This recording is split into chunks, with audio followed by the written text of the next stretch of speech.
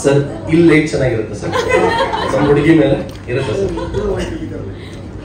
ಫೋಟೋಗೆ ಇಲ್ಲಿ ಚೆನ್ನಾಗಿರುತ್ತೆ ಸರ್. ಬಾಬಿ ಅವರನ್ನ ಹೇಳಿದ್ರಲ್ಲ ಆತರ ಮಾಡಿ, ಆತರ ಅದು ಅವ್ರು ಹೇಳಿದೆಲ್ಲ ಮಾಡಿದ್ರೆ ಇಲ್ಲಿ ಪಿಕ್ಚರ್ ಇಲ್ಲಿ ಬಿಟ್ಟಾಗ ಆಗುತ್ತಲ್ಲ.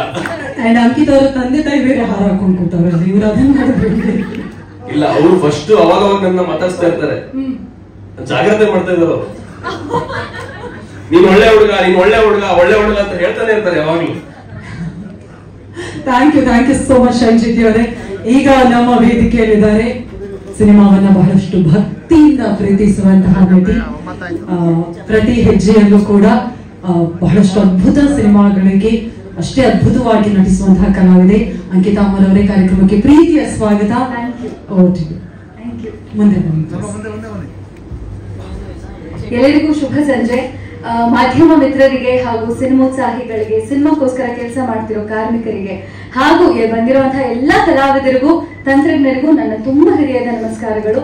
ಬಹಳ ಖುಷಿ ಆಗುತ್ತೆ. ಒಂದ್ ರೀತಿಯಾಗಿ ಈಗ ನಾನೀಗ ನನ್ನ ಅನುಭವದ ಬಗ್ಗೆ ಮಾತಾಡ್ಬೇಕು ಅಂತ ಹೇಳಿದಿರ ಅಲ್ವಾ. ತುಂಬಾ ಸರ್ತಿ ಹೇಳಿದೀನಿ, ಈಗ ಶೈನ್ ಅವ್ರ ಜೊತೆ ಕೆಲಸ ಮಾಡಿದ್ ಹೇಗಿತ್ತು, ಬಾಬಿ ಮ್ಯಾಮ್ ಹೇಗಿದ್ರು, ಅಥವಾ ಅಜ್ನೀಶ್ ಸರ್ ಹೇಗಿದ್ರು, ಅಥವಾ ಈ ಜರ್ನಿ ಬಗ್ಗೆ ನಾನು ಮಾತಾಡ್ತಾನೆ ಹೋಗ್ತಾ ಇದ್ದೀನಿ. ಆದ್ರೆ ಇಡೀ ಸಿನಿಮಾದ ಅನುಭವ ಅಥವಾ ಸಿನಿಮಾದ ಕುರಿತು ಮಾತಾಡ್ಬೇಕು ಅಂತ ಹೇಳಿದ್ರೆ ನಾನಿಲ್ಲಿ 3 ಅಂಶಗಳ ಬಗ್ಗೆ ಮಾತಾಡೋದಕ್ಕೆ ಇಷ್ಟಪಡ್ತೀನಿ. ಒಂದು ಕನಸು, ಇನ್ನೊಂದು ಕೆಲಸ, ಇನ್ನೊಂದು ಕಥೆ. ಎಲ್ಲಾನು ಒಂದ್ ರೀತಿಯಾಗಿ ಹೆಣ್ಕೊಂಡಿತ್ತು. ಜಡೆ ಹೆಣ್ಣಂಗೆ 3 ಎಳೆ ಹೇಗ್ ಬೇಕೋ ಜಡೆ ಹೆಣುವಾಗ ಈ 3 ಅಂಶಗಳು ಈ ಒಂದು ಜರ್ನಿಯಲ್ಲಿ ನನಗೆ ಹೆಣೆದಿತ್ತು.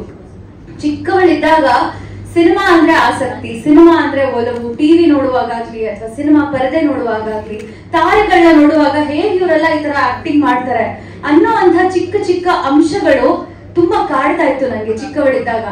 ಅದು ಒಂದ್ ರೀತಿಯಾಗಿ ಚಿಕ್ಕವಳಿದ್ದಾಗ ಅದು ನಂಗೆ ದೊಡ್ಡ ಕನಸಾಗಿತ್ತನೋ.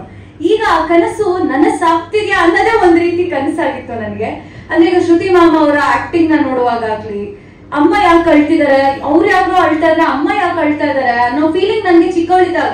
ಇನ್ಯಾರು ಡಾನ್ಸ್ ಮಾಡ್ತಿದ್ರೆ ಅಪ್ಪ ಯಾಕೆ ಫುಲ್ ಎಂಜಾಯ್ ಮಾಡ್ತಾ ಇದಾರೆ, ನಮಗೂ ಯಾಕೆ ಡಾನ್ಸ್ ಮಾಡ್ಬೇಕು, ಏನು ಇದೆಲ್ಲ ಸಿನಿಮಾ ಅಂದ್ರೆ ಏನು, ಯಾಕಿಷ್ಟು ಹುಚ್ಚೆದ್ದು ಕುಣಿತಾರೆ ಅನ್ನೋ ಅಂತ ಒಂದು ಕ್ವೆಶ್ಚನ್ ಮಾರ್ಕ್ಗಳು ನಮ್ಮ ತಲೆಯಲ್ಲಿ ಮೂಡಿದಾಗ ಅದಕ್ಕೆ ಒಂದ್ ರೀತಿಯಾಗಿ ದೃಶ್ಯ ಆಗ್ಲಿ ಅಥವಾ ಮುಖಗಳಾಗ್ಲಿ ಇಂಥ ಹಿರಿಯ ಕಲಾವಿದರು ನನ್ನ ಜೀವನದಲ್ಲಿ ಇದ್ದಿದ್ದು. ಶ್ರುತಿ ಮ್ಯಾಮ್ ಆಗ್ಲಿ, ದೇವರಾಜ್ ಸರ್ ಆಗ್ಲಿ, ಅಥವಾ ಮಾಳಿಕಾ ಮ್ಯಾಮ್ ಮಾತಾಡೋ ಕನ್ನಡ ಆಗ್ಲಿ, ಇದೆಲ್ಲ ಏನಂದ್ರೆ ಒಂದ್ ರೀತಿಯಾಗಿ ನನಗೆ ಇನ್ಫ್ಲೂಯೆನ್ಸ್ ಮಾಡಿದಂತ ಅಂಶಗಳು. ಈ ಕನಸೆಲ್ಲ ನನಸಾಗೋದು ಅದು ಇಷ್ಟು ಬೇಗ ನನ್ನ ಕರಿಯರ್ ಅಲ್ಲಿ ಅಂತಂದ್ರೆ ಅದು ಜಸ್ಟ್ ಮ್ಯಾರಿಡ್ಗೆ ನಾನು ಎಷ್ಟು ಭಾಗ್ಯಶಾಲಿ ಆಗಿದ್ದೀನಿ ನಾನು. ಅದು ಮೇ ಬಿ ದೇವರ ಅನುಗ್ರಹ, ಗುರುಗಳ ಅನುಗ್ರಹ ಅಂತಾರಲ್ಲ ಹಾಗೆ ಅಂತ ಕಾಣಿಸುತ್ತೆ. ಒಂದು ನಟನೆ, ಇನ್ನೊಂದು ಸಂಗೀತ. ಸಂಗೀತ ಅಂದ್ರೆ ನನಗೆ ಒಲವು, ಸಂಗೀತ ಅಂದ್ರೆ ಆಸಕ್ತಿ. ಕೇಳ್ಬೇಕು ಹಾಡೋದು ಎಷ್ಟು ಚೆನ್ನಾಗಿ ಹಾಡ್ತೀನಿ ನನಗೆ ಗೊತ್ತಿಲ್ಲ, ಆದ್ರೆ ಕೇಳೋದಕ್ಕೆ ನನಗೆ ತುಂಬಾ ಇಷ್ಟ ಸಂಗೀತ. ಅಂತ ಒಂದು ಟೆಕ್ನಿಷಿಯನ್ಸ್ ಸಿನಿಮಾ ಮಾಡ್ತಾ ಇದ್ದಾರೆ, ನನ್ನನ್ನ ಆಯ್ಕೆ ಮಾಡಿದ್ದಾರೆ. ಇದರಲ್ಲಿ ನನ್ನ ಕೆಲಸ ಅಡಗಿದೆ. ಒಂದ್ ಕಡೆ ಕನಸಿಂದ ಕೆಲಸಕ್ಕೆ ಹೇಗೆ ಟ್ರಾನ್ಸ್ಫಾರ್ಮ್ ಆಗ್ತಿದೆ. ಅಜ್ನೀಶ್ ಸರ್ ಫ್ಯಾನ್ ನಾನು. ಅಂದ್ರೆ ಅವರು ಮ್ಯೂಸಿಕ್ ಕಾಂಪೋಸಿಷನ್ ಮಾಡುವಾಗ ಅವರ ಕಾರ್ಡ್ ಪ್ರೋಗ್ರೆಷನ್ ಗಳಾಗ್ಲಿ ಅಥವಾ ಒಂದು ಪರ್ಟಿಕ್ಯುಲರ್ ಸಾಂಗ್ ಗೆ ಬಳಸುವಂತಹ ಇನ್ಸ್ಟ್ರೂಮೆಂಟ್ ಗಳಾಗ್ಲಿ, ಈ ಹಾಡಿಗೆ ಈ ಇನ್ಸ್ಟ್ರೂಮೆಂಟ್ ಬಳಸಬಹುದಿತ್ತಲ್ವಾ, ಇದನ್ನ ಯಾಕೆ ತಗೊಂಡಿದ್ದಾರೆ ಅನ್ನೋದ್ರಿಂದ ನನಗೆ ಇನ್ಫ್ಲೂಯೆನ್ಸ್ ಮಾಡಿದಂತಹ ಮ್ಯೂಸಿಷಿಯನ್ ಅವರು. ಎಲ್ಲೋ ಅವಶ್ಯಕತೆನೇ ಇಲ್ದೇ ಇರೋ ಕಡೆ ವೈಲಿನ್ ಬಂದ್ಬಿಡುತ್ತೆ, ವೈಲಿನ್ ನೋಡಿದ್ರೆ ಬೊಂಬಾಟ ಕೇಳಿಸ್ತಿರುತ್ತೆ. ಅಂತ ಒಂದು ಟೆಕ್ನಿಷಿಯನ್ ಇವತ್ತು ನನ್ನನ್ನ ಆಯ್ಕೆ ಮಾಡ್ಕೊಂಡಿದಾರಲ್ಲ ಸಿನಿಮಾಗೆ ಅನ್ನೋದೇ ಒಂದ್ ರೀತಿ ಮತ್ತೆ ಕನಸು ನನಗೆ ಕೆಲಸವಾಗಿ ಟ್ರಾನ್ಸ್ಫಾರ್ಮ್ ಆದಂತಹ ಕ್ಷಣಗಳು. ಬಾಬಿ ಮ್ಯಾಮ್ ಅಷ್ಟೇ, she is a good singer, she is a good musician and she comes from a back ground which is very beautiful, which is very homely, filled with positive vibes. ಈಗಲೂ ಅಷ್ಟೇ ಒಂಥರ ನನ್ನ ಮಗಳ ತರನೇ ಅವರು ಕಂಪ್ಲೀಟ್ ಆಗಿ ನನ್ನನ್ನ ಟ್ರೀಟ್ ಮಾಡಿದ್ದಾರೆ. ಒಂದು ಸರ್ತಿ ನಾನು ಅವ್ರನ್ನ ಭೇಟಿ ಮಾಡಿದ್ರೆ ಸಾಕು, ಖಾಲಿ ಕೈಯಲ್ಲಿ ನಾನು ಮನೆಗೆ ಬರೋದೇ ಇಲ್ಲ. ನನ್ನಲ್ಲಿ ಏನೋ ಒಂದು ಗಿಫ್ಟ್ ಇರುತ್ತೆ, ಏನೋ ಇಟ್ಕೊಂಡು ಮನೆಗೆ ಬರ್ತೀನಿ. ನಮ್ಮ ಮನೇಲಿ ನೋಡಿದ ತಕ್ಷಣ ಬಾಬಿ ಮ್ಯಾಮ್ನ ಮೀಟ್ ಮಾಡಿದೆ ಅಂತಾನೆ ಕೇಳೋದು. ಅಷ್ಟು ಒಂದ್ ರೀತಿಯಾಗಿ ಇಂಥ ಚಿಕ್ಕ ಚಿಕ್ಕ ಸಂಪ್ರದಾಯಗಳನ್ನ ಕಲಿತಂತಹ ವಿಷಯಗಳು. ನನ್ನ ಕನಸು ಏನಿದೆ ಆ ಕನಸಿಗೆ ಹೆಣ್ಕೊಂಡು ನನ್ನ ಕೆಲಸ ಆಗ್ತಾ ಹೋಯ್ತು. ಒಂದು ಮ್ಯೂಸಿಕ್ ನ ಕಲಿಯೋದಾಗ್ಲಿ, ಸಾಹಿತಿಗಳು ನಮ್ಮ ಸಿನಿಮಾದಲ್ಲಿ ಕೆ ಕಲ್ಯಾಣ್ ಸರ್ ಬರ್ದಿದ್ದಾರೆ, ಅವರ ಮನಸ್ಸೇ ಬದುಕು ನಿನಗಾಗಿ ಹಾಡನ್ನ ನಾನು 1000 ಸರ್ತಿ ಕೇಳಿದೀನಿ ಅನ್ಸುತ್ತೆ. ಹೆಂಗಿ ಮನುಷ್ಯ ಈ ತರ ಬರೀತಾರೆ ಅನ್ನೋರು ನನ್ನ ಪಾತ್ರಕ್ಕೆ ಕೂತು ಬರ್ದಿದ್ದಾರೆ ಅನ್ನೋದು ಒಂದು ರೀತಿಯಾಗಿ ನನಗೆ ಅದು ಹೆಮ್ಮೆ. ನಾನು ಎಷ್ಟು ಭಾಗ್ಯಶಾಲಿ ಆಗಿದ್ದೀನಿ ಅನ್ನುವಂತ ವಿಷಯ. ಈ ತರ ಜಸ್ಟ್ ಮ್ಯಾರಿಡ್ಗೆ ನಾನು ಇಷ್ಟು ಥ್ಯಾಂಕ್ಸ್ ಹೇಳಿದ್ರು ಸಾಕಾಗೋದಿಲ್ಲ. ನನ್ನ ಕನಸಾಗ್ಲಿ ನನ್ನ ಕೆಲಸ ಆಗ್ಲಿ ಒಟ್ಟಿಗೆ ಹೇಳ್ಕೊಂಡು ಹೋದಂತ ಜರ್ನಿ ಆಗಿತ್ತು ಇದು. ಸಾಕಷ್ಟು ವಿಷಯಗಳನ್ನ ಕಲ್ತಿದ್ದೀನಿ. ಆಲ್ರೆಡಿ ಹಿರಿಯ ಕಲಾವಿದರು ಹೇಳಿದ ಹಾಗೆ ಒಂದು ಹೆಣ್ಣು ನಿರ್ದೇಶಕಿ ಆದಾಗ ಆ ಒಂದು ಚೌಕಟ್ಟಿನಲ್ಲಿ ನಿಂತ್ಕೊಂಡು ಅವಳು ನೋಡುವಂತಹ ದೃಷ್ಟಿಕೋನ ಹೇಗಿರುತ್ತೆ ಅನ್ನೋದು ತುಂಬಾ ಕೆಲವರಿಗೆ ಮಾತ್ರ ಅನುಭವವಾಗುವಂತಹ ವಿಷಯ ಕಲಾವಿದರು ಅಂತ ಬಂದಾಗ. ನನ್ನ 2ನೇ ಸಿನಿಮಾದಲ್ಲೇ ಒಂದು ಹೆಣ್ಣು ಮಗಳು ಈ ತರನು ಯೋಚನೆ ಮಾಡ್ಬೋದಲ್ಲ ಕ್ಯಾರೆಕ್ಟರ್ ಬಗ್ಗೆ. ನಾನು ಹೆಣ್ಮಗಳೇ, ಕೆಲವು ಸರ್ತಿ ನಮ್ಗೆ ಬೇರೆ ನಿರ್ದೇಶಕರು ಅಂದ್ರೆ ಗಂಡು ಮಕ್ಕಳಿದ್ದಾಗ ಇವ್ಯಾಕೆ ಹಿಂಗೆ ಯೋಚನೆ ಮಾಡೋದಿಲ್ಲ ಅಂತ ಅನ್ಸ್ತಿರುತ್ತೆ, ನಾವೇ ತಪ್ಪಿದೀವನೋ ಅಂತ ಅನ್ಸ್ತಿರುತ್ತೆ. ಬಟ್ ಇಲ್ಲ ಈ ಪಾಯಿಂಟ್ ಬಂದ್ರು ನೋಡಿ ಇವ್ರಿಗೆ ಅರ್ಥ ಆಗುತ್ತೆ ಅಂತ ಬಾಬಿ ಮ್ಯಾಮ್ ಅವ್ರ ಜೊತೆ ಕೆಲಸ ಮಾಡುವಾಗ ನಂಗೆ ಅನ್ಸಂತಹ ವಿಷಯ.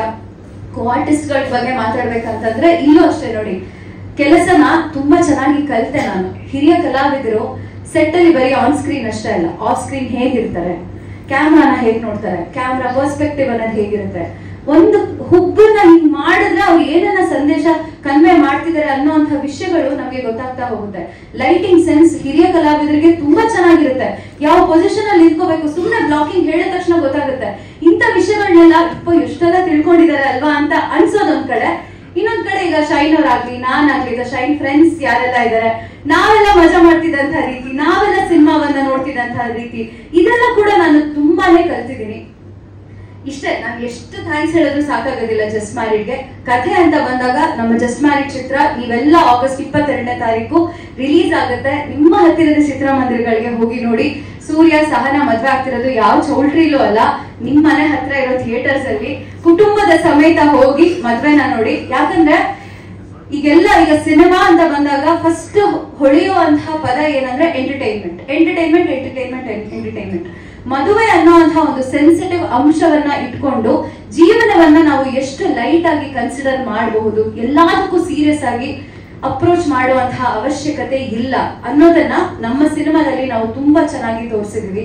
ಅದು ಎಲ್ಲಾ ವರ್ಗದವರೆಗೂ ಸೂಕ್ತವಾಗೋ ಹಾಗೆ ನಾವು ನಮ್ಮ ಸಿನಿಮಾದಲ್ಲಿ ತೋರಿಸಿದೀವಿ. ಚಿಕ್ಕವರು ಸಹ ಸಿನಿಮಾಗೆ ಬಂದು ನೋಡಬಹುದು, ದೊಡ್ಡವರು ಹಿರಿಯರು ಕೂಡ ಬಂದು ನೋಡಬಹುದು, ಎಲ್ಲ ಏಜ್ ನವರು ಬಂದು ನೋಡಬಹುದು. ಸಂಗೀತವನ್ನ ಇಷ್ಟಪಡೋರು ನೋಡಬಹುದು, ಸಾಹಿತ್ಯವನ್ನ ಇಷ್ಟಪಡೋರು ನೋಡಬಹುದು. ಬಣ್ಣಗಳನ್ನ ಸಿನಿಮಾಗಳಲ್ಲಿ ಕಾಣಬೇಕು ಅಂತಂದ್ರೆ ನಮ್ಮ ಆರ್ಟ್ ಡಿಪಾರ್ಟ್ಮೆಂಟ್ ಏನಿದೆ ಬಹಳ ಅಚ್ಚುಕಟ್ಟಾದ ಕೆಲಸ ಮಾಡಿದ್ದಾರೆ. ನೀವೀಗ ಆಲ್ರೆಡಿ ಟ್ರೈಲರ್ ನೋಡಿದೀರಾ, ನಿಮ್ಗೆ ನಮ್ ಸಿನಿಮಾ ಇಷ್ಟ ಆಗುತ್ತೆ. ಅಂಡ್ ನಿಮ್ಗೆ ಫೈಟಿಂಗ್ ಬೇಕಾ, ಆಕ್ಷನ್ ಬೇಕಾ, ಶೈನ್ ಅವರು ಸೂಪರ್ ಆಗಿ ಫೈಟ್ ಮಾಡಿದ್ದಾರೆ. ನಿಮ್ಗೆ ಪೊಲಿಟಿಕಲ್ ಫೈಟಿಂಗ್ ಬೇಕಾ, ಶ್ರೀಮಂತ್ ಸರ್ ಇದ್ದಾರೆ, ಅವರು ತುಂಬಾ ಚೆನ್ನಾಗಿ. ನಿಮ್ಗೆ ಕಾಮಿಡಿ ಬೇಕಾ, ರವಿಶಂಕರ್ ಸರ್ ಇದ್ದಾರೆ. ಅಂಡ್ ನನಗೆ ಪರ್ಸನಲಿ ವಾಣಿ ಮ್ಯಾಮ್ ಜೊತೆ ಕೂತ್ಕೊಂಡಾಗ ಸಂಗೀತವನ್ನ ಆಫ್ ಸ್ಕ್ರೀನ್ ಅಷ್ಟೇ ಅಲ್ಲ, ಆನ್ ಸ್ಕ್ರೀನ್ ಹೇಗೆ ಹಾಡ್ತಾರೆ ಅನ್ನೋದನ್ನು ಕೂಡ ಕಲ್ತಿದ್ದೀನಿ. ಇಲ್ಲಿ ಎಲ್ಲಾ ಒಂಥರ ಕಲೆಗೆ ಬೇಕಾಗುವಂತಹ ಎಲ್ಲಾ ಅಂಶಗಳು ನಮ್ಮ ಸಿನಿಮಾದಲ್ಲಿದೆ. ತುಂಬಾ ಲೈಟ್ ಹಾರ್ಟೆಡ್ ಆಗಿ ಮನಸ್ಸನ್ನ ಬಿಚ್ಚಿ ಕೂತ್ಕೊಂಡು ನೋಡುವಂತಹ ಸಿನಿಮಾ ಆಗಿದೆ. ಸೀರಿಯಸ್ ಆಗಿ ಏನಾಗುತ್ತೆ ಅಂತಲ್ಲ, ಏನಾಗುತ್ತೆ ಅಂತ ನಿಮ್ಗೆ ಅನ್ಸ್ತಿದ್ರು ಅಪ್ಪ ಎಷ್ಟು ಚೆನ್ನಾಗಿದೆ ಅಲ್ವಾ, ಹಾ ಕರೆಕ್ಟ್ ಹಿಂಗಿರ್ಬೇಕು, ವೆರಿ ಗುಡ್ ವೆರಿ ಗುಡ್, ಈ ತರ ನಿಮ್ಗೆ ಏನಂತಾರೆ ಎಲ್ಲದಕ್ಕೂ ಅವಕಾಶ ಮಾಡ್ಕೊಡುತ್ತೆ ನಮ್ ಸಿನಿಮಾ. ಅಂಡ್ ಕನ್ನಡ ಚಲನಚಿತ್ರರಂಗಕ್ಕೆ ಈಗ ಕನ್ನಡ ಸಿನಿಮಾಗಳಿಗೆ ಜಾಸ್ತಿ ಬೆಂತಟ್ಟಿ ಇನ್ನು ನಮ್ಮಂತಹ ಕಲಾವಿದರಿಗೆ ಅವಕಾಶ ಸಿಗೋದು ಬಾಕಿ ಇದೆ. ಅದೆಲ್ಲ ನಿಮ್ಮ ಕೈಯಲ್ಲಿದೆ. ಜಸ್ಟ್ ಮ್ಯಾರಿಡ್ ಅನ್ನೋದು ನಮ್ಮ ಮಗು, ಈಗ ನಿಮ್ಮ ಕೈಗೆ ಸಮರ್ಪಿಸುವಂತಹ ಸಮಯ. ಆಗಸ್ಟ್ 22 ನಿಮ್ಮ ಕೈಗೆ ಅದನ್ನ ನಾವು ಕೊಡ್ತಾ ಇದೀವಿ. ಅದನ್ನ ಹೇಗೆ ಪೋಷಿಸಿ ಬೆಳೆಸ್ತೀರಾ ಅದು ನಿಮ್ಮ ಕೈಯಲ್ಲಿದೆ. ಕಲಾವಿದರಿಗೆ ಒಳ್ಳೇದಾಗ್ಲಿ, ತಂತ್ರಜ್ಞರಿಗೆ ಒಳ್ಳೇದಾಗ್ಲಿ, ಹಾಗೆ ಪಾಪ ಮಾಧ್ಯಮ ಮಿತ್ರರೆಲ್ಲ ನಿಮ್ಗೂ ಒಳ್ಳೇದಾಗ್ಲಿ. ನಿಜವಾಗ್ಲೂ ಹೇಳ್ತೀನಿ, ಹೊಸಬ್ರಿಗೆ ಒಂದ್ ರೀತಿ ಮಗಳ ತರ ಟ್ರೀಟ್ಮೆಂಟ್ ಕೊಡ್ತೀರಾ. ಇಲ್ಲಿ ಹಾಲ್ ಒಳಗಡೆ ಬಂದ ತಕ್ಷಣನೇ ಏನೋ ಒಂಥರ ಟೆನ್ಷನ್, ನರ್ವಸ್ನೆಸ್ ಇರೋದಿಲ್ಲ. ಇವರೆಲ್ಲ ನಮ್ಮವರೇ ಅನ್ನೋ ಭಾವನೆ ಇದೆ. ಯಾರೆಲ್ಲ ಪಾಪ ವಿಡಿಯೋ ಫೋಟೋ ಮಾಡ್ಕೊತೀರೋ, thank you so much. And ಎಲ್ರಿಗೂ ಒಳ್ಳೇದಾಗ್ಲಿ. ಜಸ್ಟ್ ಮ್ಯಾರಿಡ್ಗೆ ಜೈ. Thank you so much. ನಿಮ್ಮ ಮಗುಗೆ ಜಸ್ಟ್ ಮ್ಯಾರಿಡ್ ಆಗೋರ್ಗು ನಾವು